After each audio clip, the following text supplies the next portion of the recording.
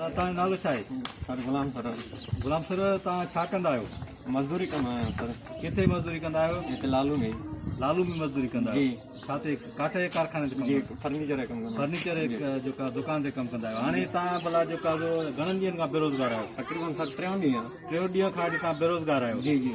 भला तव्हांखे को जेका सरकार जे तरफ़ां राशन पाणी या मास्क वग़ैरह या सैनिटाइज़र या को ॿियो को सामान वग़ैरह मिलियो? बिल्कुलु न सर, बिल्कुलु कोन मिलियो आहे। ख़बर पई त साईं मुराद अली शाह ॾिनो हुयो, अञा ताईं हिन महिल ताईं कुझु बि न मिलियो आहे। इन करे तव्हां हिकिड़ो आम पोरियत रोज़ कमाए रोज़ खाइण वारा माण्हू आहियो ऐं जेका पोइ तव्हांजो जेका हाणे 3 ॾींहंनि खां जेका गुज़ारो कीअं थो थिए? सर ॾाढो ॾुखियो थो थिए। हिन टाइम में जेको आहे कमाईंदा 500 गुज़ारो थी वेंदो। हाणे हिन टाइम में उधार सुधार वठी खाऊं था। जंहिं टाइम बटालनि जो साईं चयो त सब्जी ऐं वग़ैरह खुलियल हूंदो, उन जे बावजूद बि दुकानदार ब्लैक ते था खपाइनि। 40 रुपया किलो, 80 रुपया था किलो वठनि। इहे 170 था उन जा 200 रुपया था वठनि। अच्छा, तव्हां मतिलबु हिन वक़्तु जेका ॾाढी काफ़ी गंभीर सूरत हाल आहे, तकलीफ़ में आयो ऐं जेका सूरत हाल ॾुखी आहे ऐं जेका गुज़ारो नथो थिए पियो।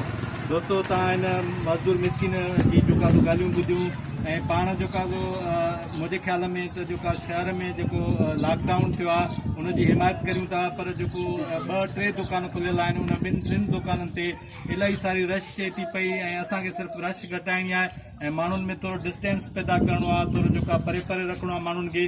पर जेका सिर्फ़ु 2-3 दुकाननि जे खुलियल हुजण जे करे जेका रश तमामु घणी थी थिए दुकाननि में।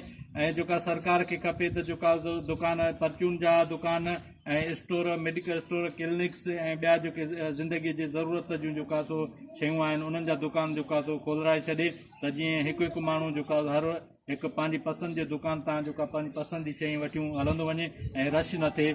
ऐं रश थियण सबबु जेका वायरस जेका वधण जो स्प्रेड थियण जो ख़तरो आहे। नाज़रीन, इहा ॻाल्हि मुंहिंजी नोट कजो।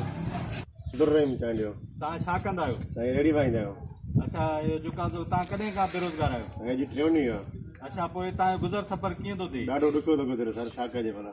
भला तव्हांखे सरकार CM तरफ़ां जेको राशन पाणी जो ऐलान थियो उन मां कुझु तव्हांखे मिलियो को साबुण, मास्क या जेका राशन पाणी वग़ैरह? न साईं, कुझु बि न मिलियो आहे। दोस्तो, तव्हां हिन मिसकिन मज़दूर जो जेका रेडी वारे जूं ॻाल्हियूं ॿुधियूं त हीअ 4 ॾींहं खां 3 ॾींहं खां जेका बेरोज़गार आहे ऐं जेका तमामु हिन जो हालति ख़राबु आहे ऐं घर में जेका पाक कची आहे ऐं वक़्तु ॾाढो ॾुखियो थो गुज़रे। दोस्तो, अञा हिकु ॿिनि दोस्तनि ॿिनि खां इंटरव्यू कंदासीं ऐं जेका तव्हां हुननि जी ॻाल्हियूं ॿुधिजो। दादा, नालो छा अथई? नालो मोहम्मद जुमन साईं। छा कंदो आहे? मां साईं रेडी हलाईंदो आहियां, मज़दूर आहे। कॾहिं खां बेरोज़गार आहे? साईं 3 ॾियारो आहे बेरोज़गार आहियूं। अच्छा, 3 ॾींहंनि खां पोइ तव्हांजो जेका किलो कीअं थो भरे? किलो बधी वियो आहे। शयूं दिनों जो आटो कोन्हे को, जा सौदो बि नथो मिले। हुकूमत जी सब्सिडी आहे, भला छा कजे। भला हे CM सिंध जेको ऐलान कयो राशन पाणी जो या जेका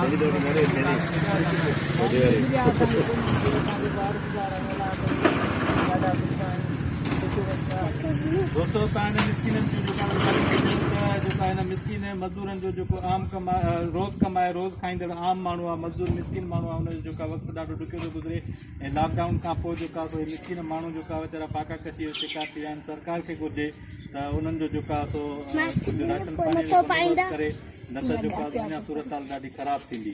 तव्हांजो नालो छा आहे? साहिब। तव्हां छा कंदा हुआ? मज़दूरी कंदा आहियूं।